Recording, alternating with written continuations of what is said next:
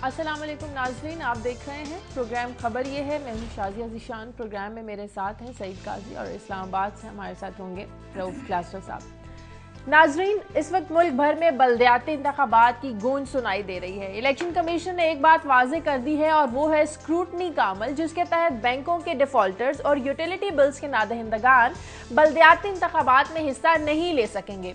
50,000 रुपए से जायद के कर्ज और 2,000 से ज्यादा के यूटिलिटी बिल्स के नादहिंदगान जो होंगे वो बल्दियाती इंतखाबात लड़ने के अहल नहीं होंगे। लेकिन सवाल यहाँ ये है कि जनरल इलेक्शंस में भी स्क्रूटनी का ये अमल हुआ था और ये अमल कितना शफाफ था। अगर उन इलेक्शंस में शफाफियत का ख्याल नहीं रखा गया तो फिर नादहिंदगान को इन बल्दियाती इलेक्शन के लड़ने से कौन रोक सकेगा? इस पर आज हम बात करेंगे और साथ ही हम आपको बताएंगे कि आप तैयार हो जाइए, क्योंकि नौजवानों और पढ़े लिखे बेरोजगार अफराद को रोजगार मिलने वाला है। जी हाँ, वज़ीर-ए-आज़म नवाज शरीफ ने नौजवानों को 20 लाख तक कर्जा स्कीम की मंजूरी दे दी है और इसमें 50% जो कोटा है ये खवातीन के लिए भी मुख्तस किया गया है। दावा तो ये है कि बासलाहियत अफराद को खुद कफील बनाने के लिए, कारोबार के लिए कर्जे दिए जाएंगे। लेकिन हमारा सवाल यहाँ पर यह है कि क्या ये सारा जो अमल है सियासी मदाखलत से पाक प्रोग्राम होगा? क्या वाकई मेरिट पर लोगों को ये कर्जे दिए जाएंगे या फिर यहाँ पर भी जो सियासी असर रसूख आड़े आएगा? साथ ही हम बात करेंगे कि आज वज़ीर-ए-आज़म नवाज शरीफ GHQ का दौरा करेंगे, वहाँ पर शहदा की यादगार पर फूल चढ़ाएंगे। याद रहे कि वज़ीर-ए-आज़म नवाज शरीफ का वज़ारत उज़्मा का ओहदा संभालने के बाद GHQ का ये पहला दौरा होगा और वो वहाँ पर ब्रीफिंग भी देंगे। किस हवाले से ये ब्रीफिंग होगी, इस्लामाबाद से हमारे ब्यूरो चीफ अरशद शरीफ हमें इस हवाले से अपडेट करेंगे। अब रोजाना की तरह हम खबरें लेंगे। क्लासा साहब और काजी साहब से क्या शेयर करेंगे आज हमारे साथ, इन्हीं से पूछ लेते हैं। जी काजी साहब। शाजिया, एक तो मुजाहिद शेख हमारे साथ होंगे। एक बड़ा खौफनाक वाक़या हुआ था जिसकी बड़ी देर तक बाज़गश्त सुनाई देती रही, जो एक बच्ची के साथ ज्यादती हुई थी। वो कहाँ है, किस हाल में है, कुछ नई डिटेल्स आई हैं सामने और किस तरह उसको इग्नोर किया जा रहा है और उसकी जो ज़ख्म और उसकी जो इंजरी है उसकी क्या कैफियत है। कुछ नई बातें हमारे साथ मुजाहिद शेख जो हमारे क्राइम रिपोर्टर हैं वो शेयर करेंगे। और अलावा जी हम बात करेंगे KPK में जो तरक्याती स्कीमें 4 माह गुजरने के बाद अभी तक वो शुरू नहीं हुई और जनवरी 2014 तक वो शुरू नहीं हो पाएंगी। हालांकि ये फाइनेंशियल ईयर आगाज़ हुए 4 माह हो चुके हैं। ये क्या मामला है? असल जिस काम के लिए ये लोग पावर में आए थे वो कब होगा और कब नहीं होगा? और फिर मेरे पास एक बड़ी इंटरेस्टिंग रिपोर्ट है जो राइटर, जो आलमी एक खबर एजेंसी है, उसने ईरान के जो एपेक्स लीडर हैं, टॉप लीडर हैं, उनके बारे में और एक ऐसी ऑर्गेनाइजेशन जिसे वो हेड करते हैं उसके ज़िम्मे में दी है और इस हवाले से उनकी भी वजाहतें आई हैं। $95 बिलियन उसकी वर्थ बताई जा रही है और ये क्या उनको टारगेट कर रही हैं एजेंसीज या क्या रिपोर्ट है? हमारे पास तफसील भी है, हमारे पास उनका रद्द अमल भी है। जो ईरान के जो सफ़ीर हैं UAE में, उनका भी। हालांकि प्रेसिडेंशियल जो अपेक्स लीडर का जो ऑफिस है वो तो खामोशी रहा, मगर बड़ी दिलचस्प ये बात होगी, हम आपसे शेयर करेंगे। ठीक है, क्लासा साहब से बात कर लेते हैं। क्लासा साहब, क्या आप शेयर करेंगे आज हमारे साथ? जी शाजिया, 2 स्टोरीज हैं जो आज ये शेयर करेंगे। एक तो काजी साहब से ये जुड़ी स्टोरी है। जैसे KPK के हवाले से काजी साहब कह रहे हैं कि वहाँ पे तरक्याती काम शुरू नहीं हुए, तो हम आपके साथ शेयर करेंगे कि कैसे वहाँ पे करप्शन के स्कैंडल सामने आ रहे हैं। अच्छा। और जो 90 दिन में तब्दीली का वादा किया गया था, इमरान खान साहब ने किया था, वो तब्दीली तो आ गई है लेकिन स्कैंडल्स की तब्दीली आई है। वो आपके साथ शेयर करेंगे कि वहाँ पे क्या स्कैंडल्स आ रहे हैं और कौन कौन से वुज़रा उसमें स्कैंडल में शामिल हैं। एक तो ये स्टोरी है और दूसरी जो एक स्टोरी हम फॉलो कर रहे हैं, शुगर स्कैंडल को हम फॉलो कर रहे हैं, तो कुछ उसमें मजीद इंकशाफात सामने हैं शुगर के हवाले से कि कैसे बहुत बड़े झूठ बोलकर शुगर माफिया ने हुकूमत के साथ मिल के जो टैक्स पेयर को एक बहुत बड़ा एक नुकसान पहुंचाया है। तो उसकी डिटेल भी बताएंगे वो कौन सा बड़ा झूठ है और जिसकी बुनियाद बनाते हुए शुगर मिल्स लॉबी ने कुछ हुकूमत से फैसले करवाए हैं। तो ठीक है, ठीक है, इस पर बात करेंगे। लेकिन सबसे पहले इन तमाम खबरों पर बात करने से पहले, जैसे कि मैंने आपसे प्रोग्राम के आगाज़ में शेयर किया कि आज वज़ीर-ए-आज़म नवाज शरीफ GHQ का दौरा करेंगे और इस हवाले से ब्रीफिंग भी देंगे, शहदा की यादगार पर फूल भी चढ़ाएंगे। ब्रीफिंग किस हवाले से होगी बात करेंगे। इस्लामाबाद के ब्यूरो चीफ अरशद शरीफ हमारे साथ टेलीफोन लाइन पर, उनसे बात करने की कोशिश करेंगे। क्लास साहब से इसी हवाले से बात कर लेते हैं। क्लास साहब, वज़ारत उज़्मा का मनसब संभालने के बाद उनका ये पहला दौरा है GHQ का, लेकिन एक तासुर ये भी दिया जा रहा है कि मुनव्वर हसन के बयानात के बाद जो एक गर्मा गर्मी है या जो फौज का रद्द अमल आया है, तो सियासी जमातों की जानिब से एक अच्छे जेस्चर के लिए उसे कंपनसेट करने के लिए दौरा किया जा रहा है, ताकि ये तासुर दिया जाए हमारे फौजी शहीद हैं, हम फौज के साथ हैं, ताकि इख्तलाफात ना बढ़े हमारे सियासतदानों और फौज के बीच। जी शाहजहां, मेरा ख्याल है जो आपने इस पे ये कमेंट किया है ये बिल्कुल यही बात बनती है, और पर्टिकुलरली जो डिमोरलाइजेशन प्रिवेल कर रही है, और हमने कल भी देखा है कौमी असम्बली में जो मायूस कुन मेरा ख्याल है फ़ौज के लिए और हमारे फ़ौजी जवानों के लिए सिचुएशन है और बड़ी डेस्परेट है। कोई इस जंग को ऊन करने के लिए तैयार नहीं है। पीपल्स पार्टी और हम ANP पे बड़ी तनकीद करते थे, और आज मैं बैठा ये आमिर मतीन साहब की ये पॉलिटिकल डायरी भी पढ़ रहा था द न्यूज़ में। इस जंग को अब मानने के लिए कोई तैयार नहीं। ये किसकी जंग है? ये फौजी किसके लिए लड़ रहे हैं? कल हमने वहाँ तकरीरों का मुकाबला देखा है। चौधरी निसार अली खान साहब ने बहुत बड़ी बम्बास्टिक उन्होंने स्पीच की। उनके बाद इमरान खान साहब का पास तो एक ही फार्मूला है तकरीर का, ड्रोन से शुरू होकर ड्रोन पे ख़त्म हो जाते हैं। फिर शेख रशीद साहब ने कल तकरीर की। कल बहुत बड़ा एक तकरीरी मुकाबला देखने में आया है, लेकिन किसी में ये जुर्रत नहीं थी कि वो जमात इस्लामी को कंडमनेशन करे। ना शेख रशीद साहब करने को तैयार हैं, ना वहाँ पे इमरान खान साहब उस पर बात करने को तैयार हैं, ना चौधरी निसार बात करते हैं। तो फ़ौज ये फिर किसकी जंग लड़े? तो फिर क्या आप ये चाहते हैं फिर फ़ौज को ऑर्डर करें नॉर्थ वजीरिस्तान से जो 1.5 लाख आर्मी हमारी बैठी है, अपने बच्चे तो ना मरवाएं, उनको शहीद तो ना करें। अगर हुकूमत वक्त ही उनको ओनरशिप देने को तैयार नहीं है तो उसके बाद फ़ौज क्या लड़ेगी? हमारी ये पूरी क़यादत क्या लड़ेगी? पर्टिकुलर जो मुझे चीज़ समझ नहीं आ रही कि नवाज शरीफ साहब चुप क्यों हैं? उन्होंने तमाम वजारत उज़्मा के इख्तियारात हैंड ओवर कर दिया चौधरी निसार अली खान साहब को। या तो वो आप कह सकते हैं कि बंकर में बैठे हुए हैं, वो डरे हुए हैं, खौफजदा वज़ीर आज़म हैं, इस वक्त सिचुएशन नाजुक है, वो कि अपने मुंह से ऐसी बात निकालना चाहते जिसकी इम्प्लीकेशन हो सकती हैं, जिस पे उनको रिटेलिएशन हो सकती है। तो उन्होंने आगे किया है। बल्कि कल शेख रशीद ने बड़ा इंतहाई मानी खेज फिक्रा कहा है, जुमला कसा है जी चौधरी निसार अली खान पे। उन्होंने कहा जी कि आप मेरे पिंडी वाल हैं, आपको उन्होंने आगे लगाया हुआ है और खुद घरों में बैठे हुए हैं और आपसे सारे बयानात दिलवाए जा रहे हैं, आपसे ये सारा का सारा काम करवाया जा रहा है। ये बड़ा जुमानी फिक्रा था कि मतलब ये है कि जब नवाज शरीफ को ये खुद होना चाहिए था फ्रंट पे, वो घर बैठे हुए हैं, वो बंकर में बैठे हुए हैं, वो सारे मौक़िफ़ इख्तियार करेंगे। आज GHQ में जो जा रहे हैं ब्रीफिंग भी होगी। अरशद शरीफ हमारे साथ लाइन पर मौजूद है, उनसे बात कर लेते हैं। अरशद, मैंने क्लासा साहब से भी बात की, लगता है इसी तासुन में ये दौरा किया जा रहा है कि मुनव्वर हसन के बयानात के बाद फौज और हमारे सियासतदानों के दरमियान जो इख्तलाफात की खबरें आ रही कि इख्तलाफात ना बढ़े, उसे कंपनसेट करने के लिए दौरा किया जा रहा है ताकि उन्हें यकीन दिलाया जाए कि हम फौज के साथ हैं, हमारे फौजी शहीद हैं। कैसी बात है शाजिया? ये इंतहाई शर्मनाक जो रवैया है हमारी सियासी क़यादत का, और इसमें नवाज शरीफ साहब अपनी पुरानी जो इनकी रवायात हैं जिसमें वो इंस्टीट्यूशंस के साथ लड़ाइयाँ लड़ते हैं, उनके सामने खड़े हो जाते हैं, उनको तबाह करने की कोशिश करते हैं। जमात इस्लामी का ये बयान भी उसी की एक कड़ी है। अगर आप सिविल मिलिट्री रिलेशनशिप देखें, नवाज शरीफ की जब भी हुकूमत आई है यही काम हुआ है। दुनिया के किसी मुहज़्ज़ब मुल्क में आपके जो मुल्क के शहीद होते हैं उनके साथ ऐसा रवैया नहीं रखा जाता। यहाँ पे सियासी क़यादत हमारी खड़े होके कई शहीदों को कुत्तों के साथ मुवाजना कर रही है, कई उनको जाके हलाक करके दहशतगर्द उनके साथ मुकाबला कर रहे हैं। नवाज शरीफ साहब आज जब यादगार शोहदा पे जाएंगे तो उन्हें वहां पे ये एहसास होगा कि इस मुल्क के लिए जिन लोगों ने कुर्बानियां दी हैं उनके साथ ऐसा सलूक नहीं करते। बतौर वजीर आजम जो उन्होंने किरदार अदा करना है वो किरदार उनको अदा करना चाहिए। अगर आप सरताज अजीज की किताब बिटवीन ड्रीम्स एंड रियलिटीज और उसमें एक चैप्टर पढ़े सिविल मिलिट्री रिलेशनशिप, आपको बहुत अच्छी तरह इस हुकूमत की दोगली पॉलिसी नजर आ जाएगी कि किस तरह फौज के इंस्टीट्यूशंस को तबाह करने के लिए इनके नेशनल सिक्योरिटी एडवाइजर ने उस किताब में अपने व्यूज लिखे हुए हैं। और नवाज शरीफ साहब खामोश रह के इस इशू पे चौधरी निसार को लगता है ये खामोशी की जो बात कर रहे हैं, लगता है ये जो ब्रीफिंग देंगे अरशद इसी हवाले से ब्रीफिंग होगी ताकि वो उन्हें एहसास दिला सकें कि हमारे सियासतदान हमारे फौजियों के बारे में ऐसा नहीं सोचते। इसी हवाले से ब्रीफिंग होगी, क्या ख्याल है? जी शाजिया, बिल्कुल ये बातें बिल्कुल बताई जाएंगी, लेकिन एक मुंतखब वजीर आजम का ये इंतहाई शर्मनाक रवैया है कि वो खामोशी से बैठे हैं और अपने वजीर दाखिला से दहशतगर्दों की फेवर में बयानात दिलवा रहे हैं और हमारे शोहदा का जो खून है इस मुल्क के लिए उस कुर्बानियों को रायगा कर रहे हैं। इस वक्त पाकिस्तान के झंडे में लिपटी हुई पाकिस्तान के झंडे में काजी साहब एक मिनट नहीं, इसमें प्राइम मिनिस्टर साहब ने तो कोई बयान नहीं दिया, ये तो काजू से उन्होंने दिया है। हाँ, ये जो बयान था अरशद, ये तो मुस्लिम लीग नून का तो इस पे ये तस्वीर ही नहीं था।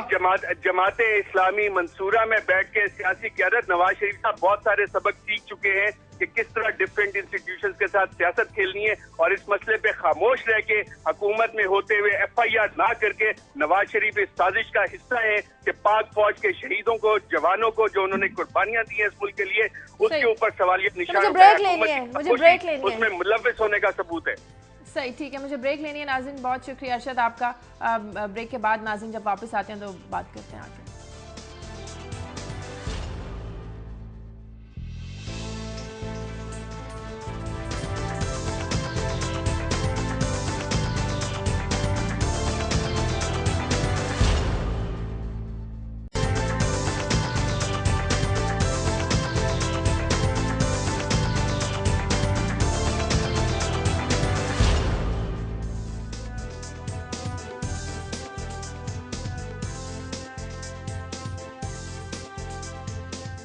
ब्रेक के बाद खुशामदीद। क्लासेस साहब, बयान है जमात इस्लामी का, उनके अमीर मुनव्वर हसन का, इसमें प्राइम मिनिस्टर साहब को कसूरवार ठहराया जा सकता है? इसमें शाजिया जो कल बात भी वहाँ पे कौमी असम्बली में जो हमें देखने में आ रही है कि इस मुल्क के जो वज़ीर आज़म है वो नवाज शरीफ साहब हैं। कोई पॉलिसी बयान अभी तक उनकी तरफ से नहीं आ रहा है। ये बहुत बड़े सेंसिटिव और हो सकता है कि वहाँ से दूर, इस्लामाबाद से दूर लोगों को ये बात समझ ना आ रही हो। यहाँ पे बड़ा करीब से हम नोट कर रहे हैं कि बहुत बड़ी बिग रिफ्ट आ रही है ये एस्टेब्लिशमेंट में और हमारे पॉलिटिकल एलीट में। अभी तक जब अब जो ISPR ने बयान जारी किया, strong world general Asim Bajwa साहब ने, वो शायद फौज तवक्को करती थी कि ये जो बयान है इस तरह का, ये पॉलिटिकल हुकूमत को जारी करना चाहिए, ये इंटीरियर मिनिस्ट्री को जारी करना चाहिए था। वज़ीर आज़म हाउस में बहुत बड़े जुगादरी मीडिया पर्सन बैठे हुए हैं, मुहिउद्दीन वानी साहब हैं, प्रेस सेक्रेटरी हैं, वैसे तो हर बात पे वो बयान जारी करते हैं, इस पे उनको जारी करना चाहिए था। हुकूमत की मुकम्मल और डेफिनेट साइलेंस दे के लेकिन चौधरी निसार तो इस बहस में पढ़ना ही नहीं चाहते। वो कहते हैं ये बहस ना छेड़ी जाए, शहीद कौन है शहीद कौन नहीं है, कातिल जहर हो जाएगी ये बहस। नहीं, ये गलत बात है, ये गलत बात है। ये चौधरी निसार अली खान साहब वही वाला काम कर रहे हैं कि अपना सर मिट्टी में दे दें तो आपको बिल्ली नजर नहीं आएगी। अगर ISPR इसको सीरियस समझता है, और इस तरह के हमने कभी प्रेस रिलीजेज माजी में नहीं देखे कि ISPR ने इस तरह का कोई प्रेस रिलीज जारी किया हो और किसी पॉलिटिशियन को स्नब करने की कोशिश की गई और बताया गया हो कि आप हमारे साथ क्या काम कर रहे हैं। इससे ज़्यादा जो अफसोसनाक सिचुएशन मेरा ख्याल है GHQ को महसूस हो रही है, उसकी हीट भी शायद उनको आ रही है कि पार्लियामेंट में कोई इस मामले पे स्टैंड लेने को तैयार नहीं। इमरान खान साहब इस पे बात नहीं करते, इस पे शेख रशीद बात नहीं करते, इस पे चौधरी निसार अली खान साहब बात नहीं करते। और कल इंटरेस्टिंगली जो बात की है शेख रशीद ने, बड़ा उन्होंने टांट किया कौमी असम्बली में। उन्होंने कहा कि मेहरबानी फरमा के इस डिबेट को कहीं ख़त्म कर दें कि कौन शहीद है कि नहीं है, क्योंकि वो 40,000 जो मारे गए थे इन तालिबान के हाथों, तो उनका जन्नत में दाखिला रोक दिया गया है कि जब तक पाकिस्तान फैसला नहीं करता कि ये शहीद हैं या नहीं है तो जन्नत में नहीं जा सकते। जब इस तरह की गुफ्तगू होगी, जब इस तरह के मामलात मैटर आएंगे, तो मेरा ख्याल है आपके सिविल मिलिट्री रिलेशनशिप इस वक्त सख्त खराब आप तो साहब ये तो होते रहेंगे। लेकिन ये बताएं, ये जिस दिन अमेरिका के साथ मिलकर अफगानिस्तान में लड़ रहे थे वो शहीद थे, मतलब ये बात ये, और आज ये पार्टी जो है इसे मार्शल लॉ की बी टीम कहते थे हम, इनको करीब करने वाला कौन है? अगर हम उन जवानों के साथ खड़े हैं जो शहीद हुए हैं, और मैं समझता हूँ बड़ी तौहीन की गई है। और कल मैं देख रहा था मालिक साहब के प्रोग्राम में, कितनी तकलीफ में थे वो वालिद कि हम उन्हें ये पॉइंट स्कोरिंग के लिए जो है हम शहीदों को ये मैं आपके साथ इससे इत्तेफाक करता हूँ। मगर बात यह है कि जनाब जो हमने बोया था ये वो गुनाह हैं, ये वो गुनाह हैं जो माजी में किए गए, और पॉलिटिकल विल जो है उसको अपने हक में उस्तवार करने के लिए कभी कहीं पे तंजीमें बनाई गई, कभी किसी को फंड किया गया, कभी किसी मुल्क में हम घुस गए, तो ये उसके नतीजे हैं। और अब ये लड़ाई से खत्म नहीं होंगे, ना एक दूसरे को गालियां देने से खत्म होंगे। अब ये तो मुझे लगता है कि हम किसी ऐसे नुक्ते पे आ गए हैं कि जब तक सही मानों में अवाम की पार्टिसिपेशन नहीं होती, ये जो गंद है ये साफ नहीं होगा। बहरहाल इस हकीकत से भी लेकिन बात ये देखिए ना, आज क्या ये बी टीम नहीं थी, इसे बी टीम नहीं कहते थे आप मार्शल लॉ की। एक लास्टली मसला ये है, जितने भी ये लोग इस वक्त कंट्रोवर्शियल इश्यूज बना रहे हैं, शहीद है कि नहीं है, हमारी पॉलिटिकल एलीट हो या हमारे दीगर हो, इनके कोई बच्चे फौज में नहीं है मोस्टली। इन्होंने कभी अपने बच्चों को जिहाद पे नहीं भेजा, इन्होंने कभी अपने बच्चों को ग्राउंड पर लड़ने के लिए नहीं भेजा। अपने बच्चे इनके लंदन में पढ़ते हैं, कोई अमेरिकन शहरी हैं, कोई ब्रिटेन के शहरी हैं, कोई दुबई में रहते हैं, इसलिए ये अफोर्ड कर सकते हैं इस लग्जरी को। अल्टीमेटली वो सोल्जर है, वेदर अब सोल्जर को नहीं पता कि हमारा GHQ क्या गेम्स खेलता है। हमारे नवाज शरीफ साहब के जहन में एक रिवेंज, एक उनके जहन में रिवेंज क्या है कि नवाज शरीफ साहब क्या रिवेंज लेना चाहते हैं इंस्टीट्यूशन से, ये उसको पता नहीं है।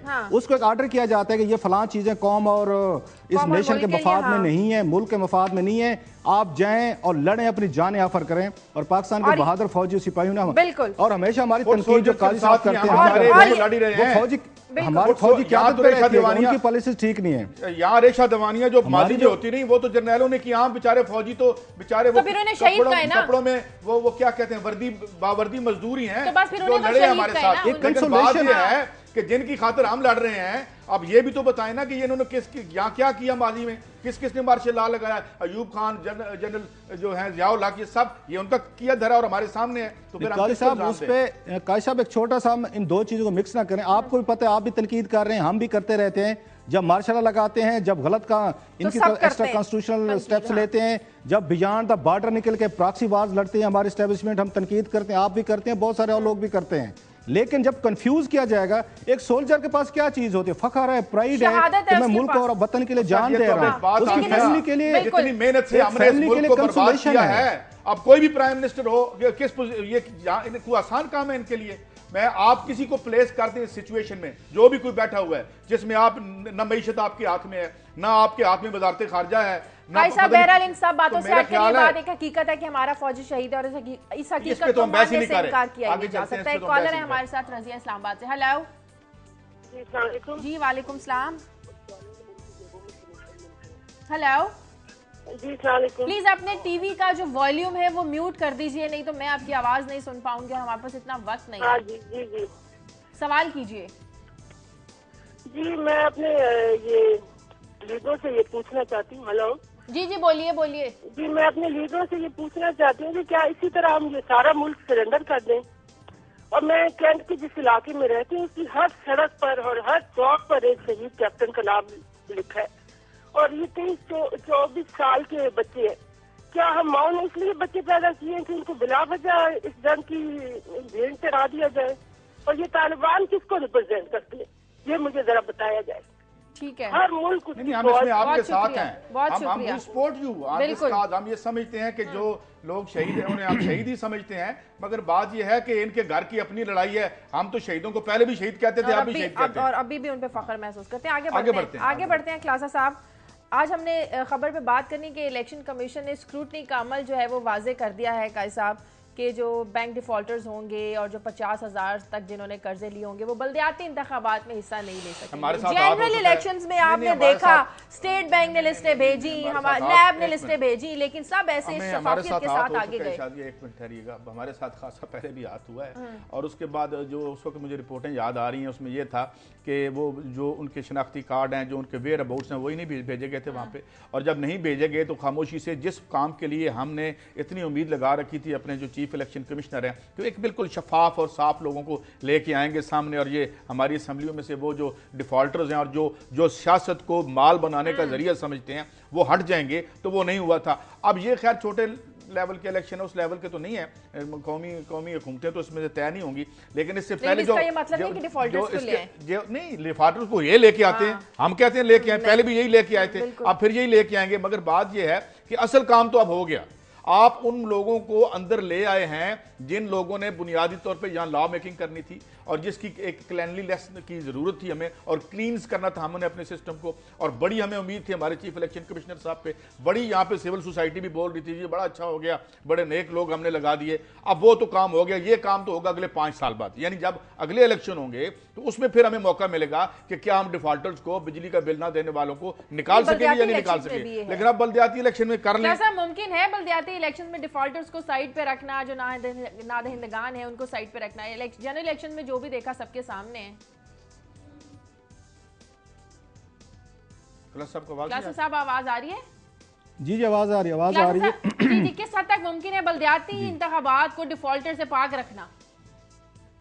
जैसे काजी साहब कह रहे थे कि मैं अब इस पे क्या कोई पोलाइट लफ्जों में इस पे मैं बात करूं कि जब बहुत बड़े डाकू या फ्रॉडस्टर, बैंक लूटर्स जिनके नाम है, जिनकी लिस्टें थी, इलेक्शन कमीशन ऑफ पाकिस्तान के पहुंची गई और जो बुजुर्ग बैठे हुए हैं, बाबे इकट्ठे किए हुए हमने 60, 70, 80 साल वाले ये इलेक्शन कमीशन ऑफ पाकिस्तान में, उनको पढ़ना नहीं आता, उनको ये नज़र नहीं आता।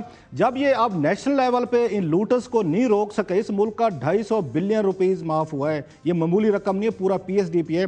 60 अरब रुपए जनरल मुशर्रफ दौर में माफ़ हुए, बड़े बड़े बिग गन्स के नाम थे अभी तक पड़े हुए हैं। 130 अरब रुपया पीपल्स पार्टी दौर में माफ़ हुआ है और सबसे ज़्यादा पता है माफ़ किससे कराया गया है? नेशनल बैंक ऑफ पाकिस्तान से कराया गया है। ये कौमी दौलत लूटी गई है क्योंकि अपने तमाम दोस्तों का, जरदारी साहब ने अपने तमाम दोस्तों का करवाया, मेरे पास रिकॉर्ड मौजूद है। गिलानी साहब ने मुल्तान के कुछ खाजों के पैसे माफ़ करवाए हैं और मैंने बताया था ख्वाजा साहब हैं जिनका 40 करोड़ रुपया उन्होंने नेशनल बैंक से माफ़ करवाया। उन्होंने यहाँ पे नेशनल प्रोडक्टिविटी ऑर्गेनाइजेशन का सरबराह भी लगाया हुआ है यहाँ पे। अच्छा। जिन्होंने 40 करोड़ का कर्जा माफ़ किया वो सरबराह हैं, हमें बताएं कि प्रोडक्टिविटी कैसे की जाती है। मतलब इस मुल्क में फ्रॉड की हद देखें। ये फहमीदा मिर्जा पे 87 करोड़ रुपए का नॉन डॉक्यूमेंटेड उनके सामने पेश किए गए स्टेट बैंक के कागजात के 87 करोड़ रुपया फहमीदा मिर्जा ने देना है और उनको अदालतों ने कहा जी आप प्रॉपर फोरम पे चले जाए, हम एग्जैक्टली। अच्छा इनका देख ले, नवाज शरीफ साहब फैमिली 4 अरब रुपया इन्होंने बैंकों का देना है 98 से। वो कहते हैं हमने तो स्क्रैप आपको दे दिया था 9 बैंकों का। 4.5 अरब रुपया। वो कहते हैं आप जाने बैंक जाने, हमने तो दे दिया, उनके किसी रिश्तेदार ने 15-20 साल से स्टे लिया हुआ है, वो स्टे चल रहा है। ये तारीख का नया स्टे है कि 15-20 साल से चल रहा है कि पैसे नहीं रिकवर हो सकते। इसके बाद एक लंबी लिस्ट है जो पीपल्स पार्टी वालों ने नेशनल बैंक से लोन अपने राइट ऑफ करवाए हैं। सबसे बड़ा नाम फहमीदा मिर्जा का मैं बता रहा हूं, उन्होंने अपनी शुगर मिल्स के अगेंस्ट कुछ 6-7 बैंकों से लोन राइट ऑफ करवाया। वो एमएनए है, रिस्पेक्टेबल सिटीजन है। अब इनको याद आ गया कि एक काउंसलर का पता करें, एक काउंसलर को पकड़ लें। एक जो पीपल्स पार्टी दी वो ड्रामा कर रहे हैं, शामिल है जिसने यूटिलिटी बिल जो है वो 2000 का नहीं दिया। चलें इसको तो छोड़ें आप, ये 2% का क्या जिक्र करना। 5 से 600 अरब रुपए का इन्होंने पार्लियामेंट में को बताया कि छूट दी इन्होंने बड़े बड़े बिजनेस हाउसेस को, और ये वो पैसे हैं जो इन्होंने हमने आईएमएफ से उससे कम 600-700 अरब रुपए की छूट दी इनको, और साथ जो है इन्होंने प्रोविजनल ऑर्डर्स के जरिए, और जो हमने कर्जा लिया था पिछले 5 सालों में वो उससे कम था, 500-600 बिलियन का था। तो ये मामला तो चलता रहा। ये असल मामले हैं, ये असल मामले हैं जिसके ऊपर वार एंड टेरर हो रही है, बयान हो रहे हैं, शहादत की बातें हो रही हैं, अंदर की वारदात वही हो रही है। इमरान खान साहब कहते थे, इन्होंने आपको याद होगा, यहाँ पे मुझे याद है 2002 और 2007 की पार्लियामेंट में मौजूद थे। उस वक्त चौधरी शुजात और परवेज इलाही के जो लोन राइट ऑफ थे उनकी यहाँ पे प्रेस कॉन्फ्रेंसेस करते थे, उनके यहाँ पे डॉक्यूमेंटेशन हमें डिस्ट्रीब्यूट करते इमरान खान साहब के फलां फलां। इन्होंने अब कंसेंसस हो गया, इमरान खान साहब भी उसी सिस्टम का हिस्सा है। हमने कभी नहीं सुना उन्होंने खड़े होकर कहा कि पीपल्स पार्टी ने जो बैंक लोन राइट ऑफ कराए हैं आज जनाब मुशर्रफ दौर में जो उनके साथियों ने कराए हैं, जो अब नवाज लीग ने करवाए, इस पे कंसेंसस है। अब सारे पॉलिटिशियन इकट्ठे हैं, कोई एक आवाज नहीं उठती कौमी असेंबली में कि आर्टिकल 62(3) के तहत बैंक डिफॉल्टर अगर 20 लाख का है वो नहीं लड़ सकता कर्जा। इन्होंने यहाँ पे करोड़ों रुपए और अरबों रुपए का लोन राइट ऑफ कराने वाले बैठे हुए हैं। ये ड्रामे बंद करें। इलेक्शन कमीशन ऑफ पाकिस्तान के जो बाबे बैठे हुए हैं, जो रिटायर बुजुर्गों का क्लब बना गया, क्लब बना दी, ओल्ड होम बन गया है। ओल्ड होम में बैठे हैं, अपने बेनिफिट्स ले रहे हैं, अपनी सैलरीज ले रहे हैं, अपनी पेंशन भी ले रहे हैं, अपनी तनख्वाहें भी ले रहे हैं। किसको सूरत पढ़नी नहीं आती है, किसके घर में कितनी गाड़ियां खड़ी हुई हैं, किसके घर की शाजिया इनसे हंड्रेड्स जो लोग हैं उनको तो रोक नहीं सकते। ये जाके हजारों जो वहां पे उन्होंने काउंसलर के इलेक्शन लड़ने हैं, और काउंसलर कितना आपका ख्याल है लोन ले सकते हैं? 5 लाख 10 लाख। ये बिग फिश तो यहाँ पार्लियामेंट में बैठे हुए हैं। ये सारा अच्छा, हमारा मीडिया बड़ा खुश होता है शाजिया, हम इस चीप और इस स्लोगन को बड़ा सेल करते हैं, बड़े खुश होते हैं। वो जी जो डिफॉल्टर हैं जिन्होंने 3000 रुपये बिल देना है बिजली का, गैस का, पानी का, वो नहीं लड़ सके, हम बड़े खुश होते हैं। बड़ी बड़ी खबरें ब्रेक करेंगे, फलां पकड़ा गया, वो फलां का इतना बिल निकल आया। हम ये नहीं देखते सारा ड्रामा जो है एंटी क्लाइमेक्स है। अल्टीमेटली ये लोग क्लीन चिट लेके पार्लियामेंट पहुंचते हैं, एक दूसरे को मुबारकबादें देते हैं और नए सिरे से लूट मार होती है। इस पे पार्लियामेंट का कंसेंसस है। उस वक्त इनको शहीद भी नहीं याद आते, इनको वार एंड टेरर भी याद नहीं आती, इनको अमेरिका भी याद नहीं आता। उस वक्त ये मिल के खाते हैं, खामोशी है। बिल्कुल, मुझे ब्रेक लेनी है नाज़रीन। प्रोग्राम में वक्त एक ब्रेक, और ब्रेक के बाद नौजवानों के लिए खुशखबरी जो वज़ीर आज़म ने आपको दी है वो आपके साथ शेयर करेंगे।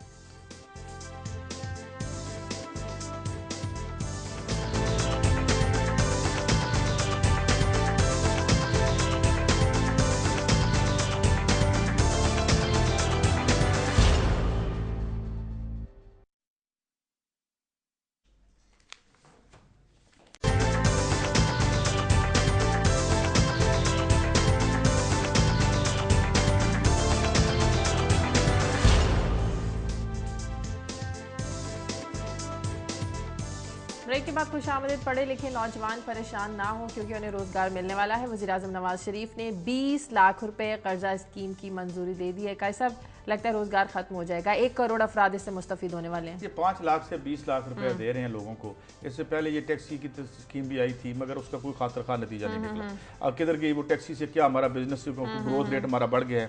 अब ये है, अब ये छोटे 5 से 20 लाख रुपए देंगे। मकानों वाली अच्छी स्कीम है, घर स्कीम है, वो भी दें। लेकिन अगर ये फेयर तरीके से, भाई गरीब को जो भी मिले वो अच्छी बात है। हम तो इस हक में, गरीब को मिलता क्या है? ये 2-2 बिलियन के लोन लेके चले जाते हैं। क्लासरा साहब हमें लिस्ट लेकर सुना देते हैं और हम लकीर पीटते रह जाते हैं। सस्ती रोटी स्कीम आई, लैपटॉप स्कीम आई, बड़ा खुश हुए। बाद में ऐसे स्कैंडल्स निकले कि सर पकड़ के बैठ गए। उम्मीद है कि इसमें स्कैंडल्स नहीं लेके आएंगे आप, शफाफ होगा ये प्रोग्राम।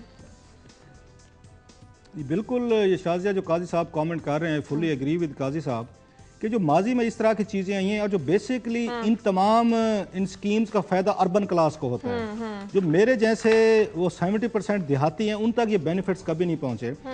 और जो माजी में ट्रैक रिकॉर्ड है, ये पैसे आप कहाँ से लाएंगे? इसके 2 मिनट के लिए एनालाइज कर लेंगे कि आप एक तरफ IMF से कर्जे ले रहे हैं, आपने 600 रुपया आपने नए नोट छाप लें, इन्फ्लेशन आसमान को टच कर रही है, डॉलर जो आपका था ये 90 से 98 की 98 से 110 तक चला गया है, आपकी टोटल आपकी महंगाई आपको ये ईट अप कर रही है, जितने रिसोर्सेज हैं। ये पैसे लाने के 2-3 तरीके हैं।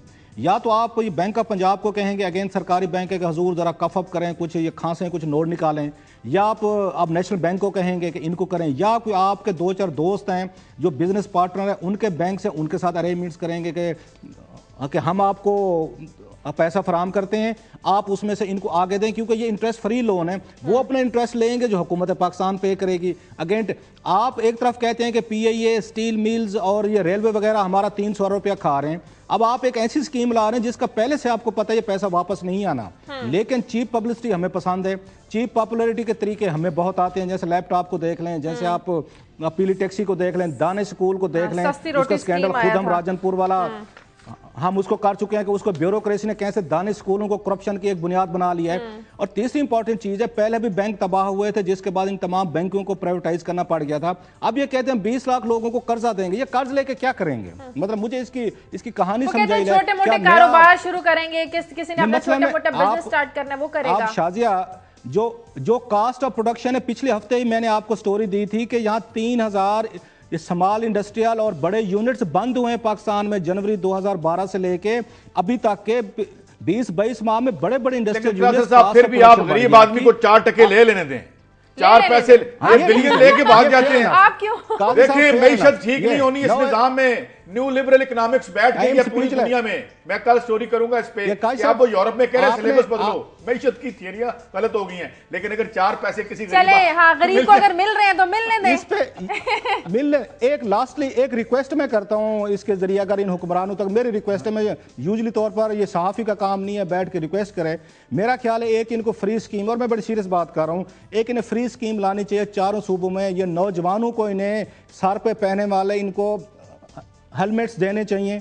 बहुत ज्यादा इंजरीज हो रही हैं, एक्सीडेंट हो रहे हैं। मैं अभी लिया गया था, हमारे अपने गांव के बहुत सारे बच्चे बेचारे वो गिर के उनको हेड इंजरीज हुई है, डेथ हुई है। जो काम करने वाला है, तमाम जो बाइकर्स हैं इनको फ्री में देने चाहिए, ये खुद नहीं लेंगे। बहुत सारे साथ लटका के फिरते हैं मोटरसाइकिल पे, फैशन है उनका।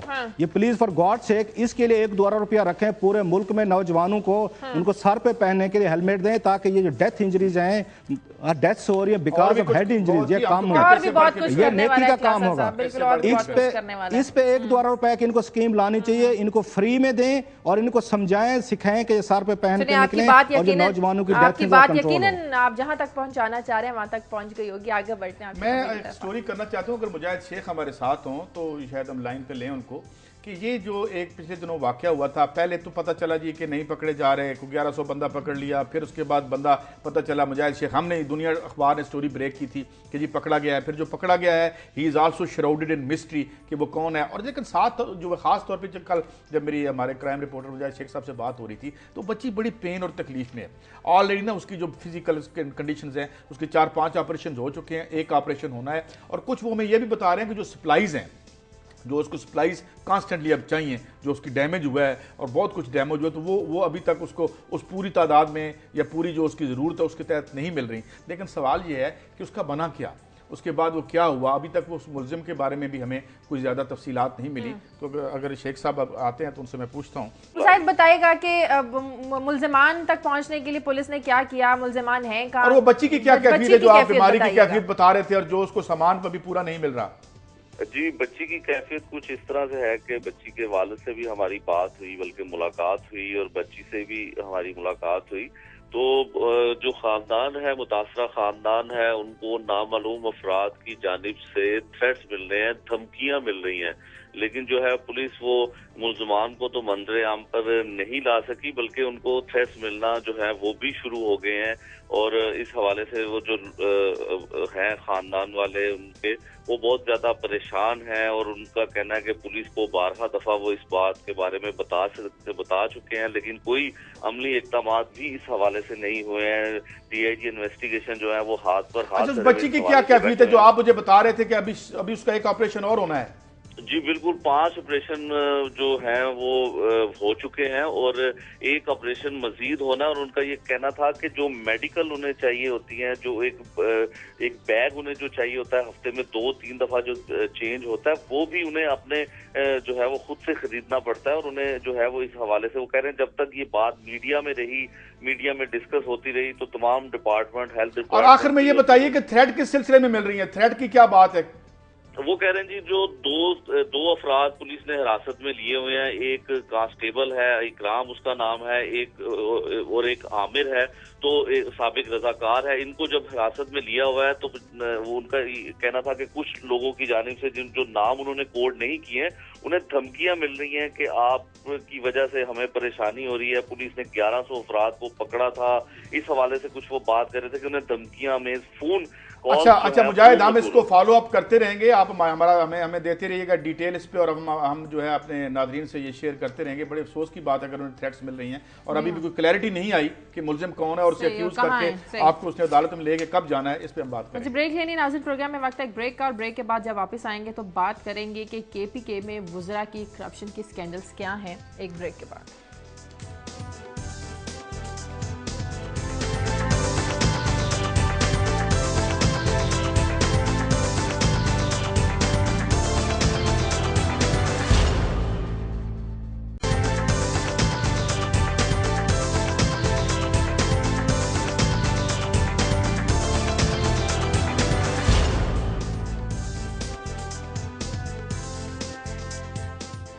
ब्रेक के बाद खुशामदीद। इमरान खान KPK में 100 दिन में वहां पर तब्दीली लेकर आना चाहते थे, लेकिन वहां पर तब्दीली जो नजर आ रही है वो है वुज़रा के करप्शन स्कैंडल सामने आ रहे हैं। क्लास साहब, लगता है कि जो तब्दीली इमरान खान चाहते थे वो तब्दीली नहीं आ सकी,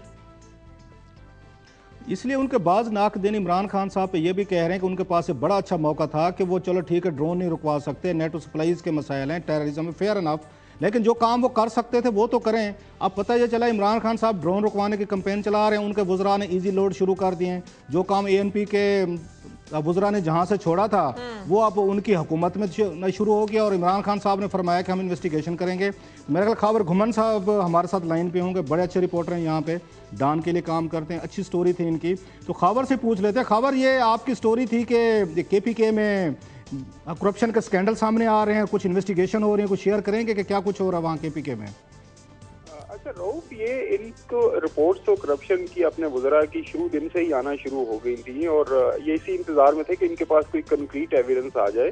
मेरी कुछ PTI ऑफिशियल सीनियर इनके लीडर से बात हुई है, वो कह रहे हैं कि जब इनके पास कोई सॉलिड एविडेंस खान साहब के पास आ गया, जिसकी बेस पे उन्होंने चीफ मिनिस्टर KPK को कहा है कि इन्वेस्टिगेशन ऑर्डर किए हैं कि उनको प्रॉपर तरीके से उनको थॉरो इन्वेस्टिगेशन की जाए, और जो भी है उनको जो भी उनके अभी तक नाम तो उन्होंने डिस्क्लोज नहीं किए कि कौन कौन से वुज़रा है, लेकिन हैं कोई 4 से 5 वुज़रा के नाम आ रहे हैं, अभी तक नाम नहीं लिए। अच्छा खबर ये जो वुज़रा के नाम है, ये वुज़रा के नाम है, ये इमरान खान साहब की पार्टी के हैं या कोलेशन पार्टनर हैं, आपकी क्या इत्तलात है? अच्छा नहीं, वो हैं इनके अपनी पार्टी के भी कुछ लोग हैं, बाकी इनके जो कोलेशन अलाइज हैं उनके भी हैं, मतलब सारे मिला जुला रुझान ही आप कह लें चल रहा है। अब एक तो इनके पार्टी ऑफिशियल का ये कहना था कि वो शायद इसलिए उन्होंने ये एक थ्रू प्रेस रिलीज ये खबर निकलवाई है कि जब हम इन्वेस्टिगेशन करेंगे ताकि कुछ लोग जो और भी कुछ इसमें करप्शन में इन्वॉल्व होने वाले हैं या ये प्रीएम्प्ट कर रहे हैं, ये खबर हम कह सकते हैं प्रीएम्प्शन की है कि इन्होंने PTI ने कि इससे पहले कि बहुत बड़ा स्कैंडल अखबारात में आना शुरू हो जाए तो बेहतर है सॉफ्ट आप रिलीज करके जरा तनकीद से बच सकते हैं, तो ये कोई इनकी एफर्ट है डिलिबरेट जैसे स्पिन डॉक्ट्रिन की जाती है कि पहले से छोटा सा प्रेस रिलीज निकाल दो। उन्होंने प्रीएम्प्ट करने की कोशिश की है और इसी वजह से उन्होंने एक प्रेस रिलीज इश्यू की, और साथ साथ में उनका मेरे ख्याल अच्छी बात तो ये होती कि वो कोई अगर इन्वेस्टिगेशन करने के बाद आपने किसी वजीर को पिनलाइज करते, उनको रिमूव करते, उनका पोर्टफोलियो हटाते तो फिर बात थी, लेकिन एनीवेज ये भी अच्छी बात है, चलो उन्होंने एक्सेप्ट किया कि जो हमारे कुछ वज़रा इन्वॉल्व हैं और हम उनको विल टेक देम। अच्छा लास्टली सॉरी हमारे पास टाइम की कंस्ट्रेंट रहती हैं बाज़ दफ़ा, लास्टली के कुछ इन पे इमरान खान साहब ने खुद भी माना था टिकटों के अवार्ड में गलतियां हुई और बहुत सारे एलिगेशन बड़े बड़े लोगों के नाम पे है उनका नाम लेते उनका नाम लेते हुए मैं डरता हूं कि जिन पे इल्ज़ाम लगे थे इन्होंने टिकटों के लिए पैसे लिए थे तो वो इमरान खान साहब ने उस पर तो कोई अभी तक हमारे सामने पीटीआई का एक्शन नहीं आया कि जिन्होंने टिकटों पे पैसे खाए थे, इनके पार्टी के कुछ बड़े लीडर थे, वो भी स्कैंडल चुप हो गए। ये भी तो नहीं दब जाएगा ये केपीके वाला भी कि चुप करें, भूल जाए, लोग तनकीद करेंगे। आने वाले दिनों में पता चलेगा, क्योंकि टिकटों के इशू पे भी इमरान खान खुद 2-3 दफा एक्सेप्ट कर चुके हैं कि हमसे गलतियां हुई हैं और हम दोबारा ऐसी गलतियां नहीं करेंगे। अब उम्मीद करते हैं कि ये केपीके में अगर इस तरह का कोई इशू सामने देखते हैं कि इमरान खान इस पर एक्शन क्या लेते हैं। ठीक है, बहुत शुक्रिया। आ चुका है इशू, तो आ चुका है। हाँ जी, एक्शन क्या लेते हैं, बिल्कुल। बल्कि बहुत हम ये भी शुक्रिया देखेंगे खबर कि ये आपका। कितने पैसे इन्वॉल्व हुए हैं, हाँ, कितनी करप्शन हुई है। क्लास साहब, आपकी खबर की तरफ आते हैं। पाकिस्तान की जो ताकतवर शुगर लॉबी है, किस तरह से हुकूमत को ये गुमराह कर रही है? शादी, हम इस स्टोरी को फॉलो कर रहे हैं और अभी तक आप देख लें कि हमने ट्राई की है कि इनके शुगर मिल्स वालों से भी बातचीत की जाए, लेकिन वो खामोशी से वो डैम केयर एटीट्यूड चल रहा है। उन्हें पता है हुकूमत में वही बैठे हैं, पोजीशन में वही बैठे हैं। इनको ईसीसी में ये स्पेशल बुलाया जाता है कि प्लीज़ तशरीफ़ लें, हमें ब्रीफ करें, आपकी शिकायत क्या है, मसाइल क्या है। ये वहद लाडला ग्रुप है, ये शुगर माफिया लाडला ग्रुप है, जिनकी हुकूमत जो है वो सुनती भी है। अब किसानों को कभी ईसीसी में नहीं बुलाया जाता। ये वो चिल्ड्रन ऑफ लेसर गार्ड हैं, को तशरीफ लाएं, हमें ब्रीफ करें। हुकूमत बेसिकली दूसरे अल्फाजों में अपनी ही सुनती है, अपनी है, ये उन्हीं की हुकूमत है, ये तो शुगर माफिया की हुकूमत है। अच्छा, इंटरेस्टिंग चीज, एक नया जो स्कैंडल इसमें सामने आ रहा है, इंकशाफ कह लें, कि पिछली दफा हमने यहाँ पे ये स्टोरी ब्रेक की थी कि इन्होंने यहाँ पे 6.5 लाख टन का मंसूबा बनाया, रातों रात समरी तब्दील की गई। हुकूमत को बताया गया था कि 18.5 लाख हमारे पास स्टॉक पड़ा है। अब ये नई डिटेल सामने आई है कि 18.5 लाख स्टॉक नहीं था, असल स्टॉक 4.5 लाख है। अच्छा। 4.5 लाख को रातों रात शफकत नकवी साहब जो है सेक्रेटरी हैं, आपको पता है बाबू बड़े गए इन कामों में होशियार होते हैं कि हुक्मरानों को कैसे फायदे देने, उन्होंने रातों रात समरी जी उन्होंने चेंज की, 18 लाख स्टॉक दिखा दिया। 18 लाख का स्टॉक दिखा के उन्होंने कहा जी कि ये इनको, ये बेचारे गरीब हैं, इनकी सेल नहीं हो रही तो इनका खरीदें। ये काजी साहब वही काम है, कल को मैं गुब्बारे बनाऊं, मैं 500 गुब्बारा बना लूं, बच्चों को बेचने जी, पता चले 100 बिके, मैं कहूं अब 400 गुब्बारे मेरे टीसीपी खरीद ले, ये जनाब पीए खरीद ले, ये हुकूमत पाकिस्तान खरीद ले ताकि मुझे नुकसान ना हो। और भाई मेरे ये कारोबार है, अगर आपको प्रॉफिटेबल नहीं कर सकते तो आप बंद कर दें, 2, 4, 8, 10 मिलियन बंद करें, उतनी पैदा करें। मुश्ताक लाइन पे, मुश्ताक से बात कर लेते हैं। मुश्ताक आए रोज इसमें नई मुश्ताक घुमान के पास इसके डिटेल होंगी सारी। जी मुश्ताक, वो आप सही कह रहे हैं कि इन्होंने असल इशू ये है कि इनके पास जो है नहीं है, और ये एडवांस में बेच के इन्होंने जो अप्रूव करवाया वो था कि 1.5 लाख टन जो है वो टीसीबी खरीद ले। वो जब जो ही अभी टेंडर आएगा तो इनके पास तो माल ही नहीं है, और वो जो है वो प्राइसेस जो है इसको ऊपर ले जाना चाहते हैं जानबूझ के। और आज चली गई है, आज लगी हुई है खबर डान में कि 5-6 रुपए प्राइस बढ़ गई है। जी, तो वो मुश्ताक, अच्छा सवाल है मुश्ताक, हमें ये बताएं कि ये जो झूठ बोला गया है, असल चीज तो ये है, जैसे काजी साहब कहते हैं 48 रुपए से प्राइस 62 रुपए एक महीने के अंदर हो गई है। असल जो झूठ बोला गया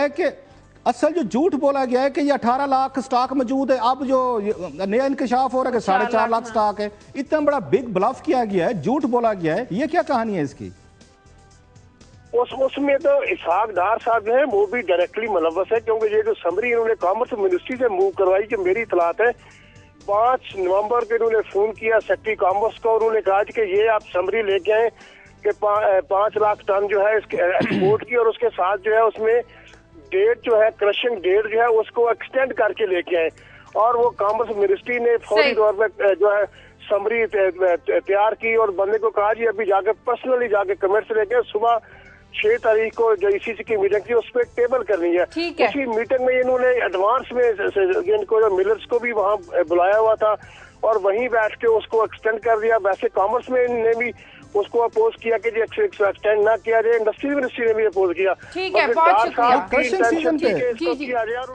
ठीक है, बहुत शुक्रिया मुश्ताक घुमन आपका। पाकिस्तान की जो ताकतवर शुगर लॉबी है ये किसानों को अदायगियाँ भी नहीं कर रही, झूठ बोल रही है। आगे बढ़ते हैं, टाइम हमारे पास कम रह गया। जी कायद साहब, आपकी खबर की तरफ आते हैं। ये स्टोरी तो मैं आज पूरी नहीं दे सकता, वक्त बहुत कम है, लेकिन ये राइटर ने एक इन्वेस्टिगेशन की है जिसमें उन्होंने बताया है कि एक सीताद नामी ऑर्गेनाइजेशन जो बनी थी ईरान के, स्टोरी हमने बड़े दिन हुए नहीं की, मगर ये बड़ी हैरानकुन स्टोरी थी। और इसमें यह बताया गया कि ये एक ऐसा इदारा है जिसे डायरेक्ट जो अपेक्स लीडर हैं ईरान के वो इसे देखते हैं और कोई 95 अरब डॉलर जो हैं उन्होंने मॉनिटर किए हैं कि जो इसके तहत है। मगर सबसे इंटरेस्टिंग बात यह है कि ये जो इदारा है ये डायरेक्टली एक तो अपेक्स लीडर के अंडर है और इसे कोई भी रेगुलेटरी अथॉरिटी नहीं देख सकती। तो यूँ लगता है कि ईरान के ऊपर जो एक अटैक है ये एक एजेंसी के ज़रिए आया है और फिर इस पर जो जवाब दिया है उनके जो एक सफ़ीर हैं UAE में, उन्होंने कहा जी कि ये इन्फॉर्मेशन, मगर ये पता चला कि ये इदारा तो ज़ाहिर है मौजूद है, मगर उन्होंने कहा कि ये लोगों की फलाह और बहबूद के लिए। मगर एक ख्याल रहे कि जिस वक्त शाह ईरान यहाँ से गए थे तो उनकी बेगम फरा पहलवी पे इल्ज़ाम था कि $35 बिलियन जो हैं वो उठा के ले गई हैं, और वो से अगर आज के हिसाब से देखें तो वो $79 बिलियन बनते हैं। मगर ये जो अब तक पैसे इसमें पता चले हैं $95 बिलियन, और ये कर क्या रहे हैं कि जो प्रॉपर्टीज़ हैं जिसे आमतौर पर कहा जाता है कि जी ये प्रॉपर्टी का कोई ओनर नहीं है तो वो डायरेक्ट उसके अंडर आ जाता है। तो अब वेस्ट इल्ज़ाम ये लगा रहा है कि सिर्फ फौज या इसके ज़रिए ही हुकूमत नहीं कर रहे जो अपेक्स लीडर हैं, ये जो इतनी बड़ी इकोनॉमिक एक ये है एक जिसमें अब उनकी टेलीकम्युनिकेशन में उनकी इन्वेस्टमेंट है, फाइनेंस में उनकी इन्वेस्टमेंट है और बेशुमार ऑयल में है, और ये जो $95 बिलियन जो उन्होंने बताए हैं ये ईरान का जो एक साल के रेवेन्यूज़ हैं ऑयल से उससे बढ़कर हैं। तो ये एक और लगता है कि ये कौन सा माज वेस्ट ने खोला है, और इस हवाले से ये एक बड़ी तवील रिपोर्ट है राइटर की, जाहिर है अब ये इस पे मौजूद बहस रहेगी। इस इदारे पर अमेरिका ने पाबंदी भी लगाई थी, इस पे पाबंदी लगाई है जून में पाबंदी लगाई थी उन्होंने इस पे, और अब जो है इसमें मैं और भी बहुत सारी डिटेल्स शेयर करूंगा। मिसाल के तौर पे कि इसको वो कह रहे हैं जी कि इसको तो कोई भी मॉनिटर नहीं कर सकता, और ये भी याद रहे कि जो मुल्क की मीशत है वो $514 बिलियन की है, तो $96 बिलियन एक ही ऑर्गेनाइजेशन के हैं जो कि अंडर द थंबनेल ऑफ 1% है। तो ये बड़ी इंटरेस्टिंग एक स्टोरी रही है। और अब इसमें जो सैंक्शन के बाद उन्होंने एहतजाज भी किया है, ईरान ने कहा है कि जी ये हमने फलाह व बहबूद के लिए ये बना रखी है, ये जो ऑर्गेनाइजेशन है फलाह बहबूद की भी कुछ हमें मिसालें मिले। एक बात है जो राइटर ने मानी है वो ये कि वो कहते हैं जी कि कोई पर्सनली वो बड़ी सादा ज़िंदगी बसर करते हैं, और उनका जो बड़ी जो वार्डरोब है वो बड़ी सादा है, जो कालीन है वो बड़ा आम सा है। तो ये तो नहीं पता चला कि उन्होंने क्या इसको पर्सनली इस्तेमाल किया है, लेकिन ये कह रहे हैं कि इतनी बड़ी दौलत को जब आप प्रिजाइड ओवर करते हैं तो फिर आपको हुक्मरानी करनी आसान हो जाती है। मगर मैं साथ ये ज़रूर कह दूं कि मैं जब आज ये स्टोरी देख रहा था और बड़ी आई ओपनिंग थी तो मैंने ईरान के फिगर्स देखे। ईरान में ऑफिशियली 28 या 30% लोग बेरोज़गार, यूथ बेरोज़गार है। गुर्बत में अहमदीनेजाद के दौर में 22% से 40% का इजाफा हुआ है। तो अगर हम उनके सोशल फिगर्स देखें तो वेलफेयर तो कोई नहीं हो रही। टेक लेते ज़रा कलासरा साहब, ये आप मुझे ये बताएं, कल हम प्यूटन का सुन रहे थे, आज इधर सुन रहे हैं, ये सारे लीडर बड़े बड़े पैसे इकट्ठे करके हुक्मरानी करते हैं, ये वेस्ट का प्रोपेगेंडा आपके ख्याल में? विकास साहब, आपकी इन मामलात पे मुझसे ज़्यादा वो कमांड है। मैं मतलब अक्ल कुल मैं इस मामले में नहीं हूँ। मैं आपको इन मामलात पे फॉलो करता हूँ मोस्टली। अच्छी आप रिसर्च करते हैं, मेहनत करते हैं, इस तरह के स्टोरीज ले आते हैं। इस तरह के भी टोटके होने चाहिए ताकि लोगों को यहाँ पे एजुकेट किया जा सके। जो मेरे लिए है, आप जहाँ पे इतनी अच्छी एग्जाम्पल लेके आते हैं कि जब कल या तकरीरें हो रही थी कौमी असम्बली में और बड़ी बढ़ चढ़ के अमेरिका को बम्बार करने के तरीके बताए जा रहे थे, आपको मैं ये शर्तिया कह रहा हूँ, टेलीविजन पे पाकिस्तान के 10-15 एंकर ज्यादा टैक्स पे करते हैं आपकी पूरी पार्लियामेंट से। अच्छा, ये जो बड़े जोशीली और हमारी गैरतमंद कौम है, इनसे किसी दिन पूछें 8 लाख बंदा टैक्स देता है, 18 करोड़ खाता है। सही बात करें तो ये फौरन हर एक की जेब में मिसाइल है, हर एक के पास बम मौजूद है लड़ने के लिए। टैक्स देने के लिए कोई तैयार नहीं। जो टैक्स देते हैं, जिस तरह लूट मार ये करते हैं, वो आपके सामने है। जो आप जब काजी साहब इस तरह की स्टोरी लाते हैं तो मुझे शर्म आ रही होती है यहाँ बैठे हुए कि लोग किस तरह की जिंदगी बसर करते हैं, कैसे मेहनत करते हैं, या किस तरीके का कल्चर है लेबर हमारी यहाँ पे अफेक्ट होती है। और कल जो तकरीरी मुकाबला हुआ इमरान खान साहब, चौधरी निसार अली खान साहब और कल शेख रशीद साहब में, आप किसी पे, मैं नाम नहीं लेना चाहता, बहुत बड़े वजीर है, मेरा नाम ले तो मेरी जबान कांप रही है। जब ये पंजाब ने टैक्स लगाया कि बड़े बड़े घरों पे टैक्स लगेगा, उन वजीर ने बकायदा यहाँ पे पिंडी के उन्होंने एक्साइज टैक्सेशन को एक लेटर भेजा कि हजूर मेरा बड़ा घर इसमें से एग्जेम्प्ट कर दें, और वो एग्जेम्प्ट कर दिया गया। वो बैठ के बहुत बड़े भाषण देते हैं हमें आजकल, बड़े हमें तकरीरें करते हैं, अमेरिका के खिलाफ जंग की कहानियां सुनाते हैं।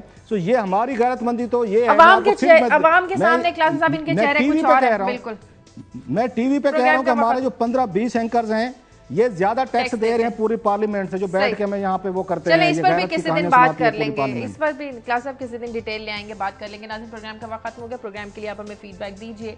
खबर@duniatv.tv पर इजाजत दीजिए। अल्लाह हाफिज।